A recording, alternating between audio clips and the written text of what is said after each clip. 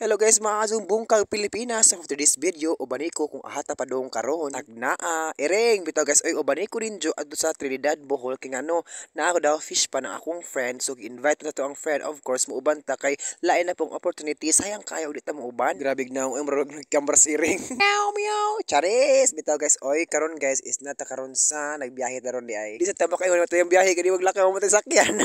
Bitaw guys, oy malipayon ako after this video kay of course makabiyahe na butag lado karong adlaw. So karon day guys, expect kung ari miagi sa Bulilis, ari mo day San Miguel miagi. Naginahinay pagbakta si Oka at tubla San Miguel agi di ay. Unya guys, nagpasalamat day ko sa Ginoo kay safety mi naabot din dapita. So karon kay abot naman tayo of course at ta dito sa dam sa ilang gipahubsan. Nagpahubas man day sila dito guys. Unya tataw-taw nakita ko og batong lami kawaton pero of course bisig mabuyagan pud ta ba. Hoy. So guys, murag dugay-dugay jud dapita di mahubas ngano dako-dako man pud dama di ay pod. Dili pud ni siya dali guys kay mahubas ang tubig kay daghan-daghang bay pug tubig pod. Alangan po atong suyopon. Gusto ka? Suyo paguna. Iring. Unya guys, kita pag maitik diri lami po dakpon pod. Unsa guys, karon ako bad rin dapita pero wa na ako i-absorb ang akong pagkabad. Imong mama ay absorb. Iring. Nindot na po rin itik guys no. Nangutana ko sa tag-iya. Asa magginikanan ani ate? Lingon po tag-iya ba? Asa saag siguro pod. Madyo po nabuhi pod sila tinga way ginikanan. Aning dapita guys, daghan mo rin pong mga tao din atong depot. Kay gusto rin po sila nga mo apply sa ato ang tilapia for today's video. Gusto sila nga palit pod oy. May baya pod ni.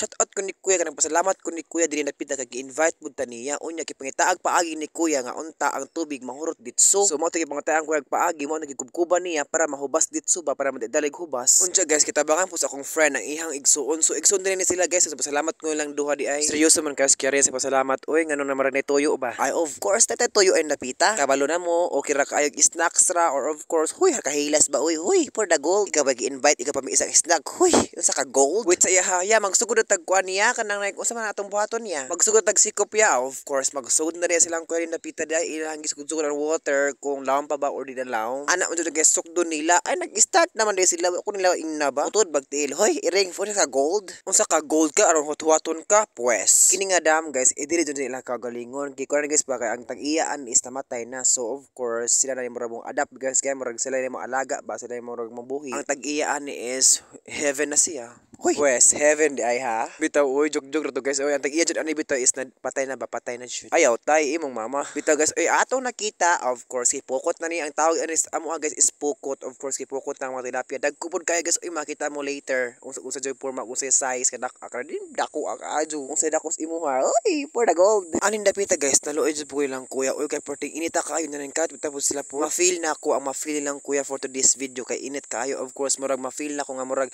ilaning paginabuhi.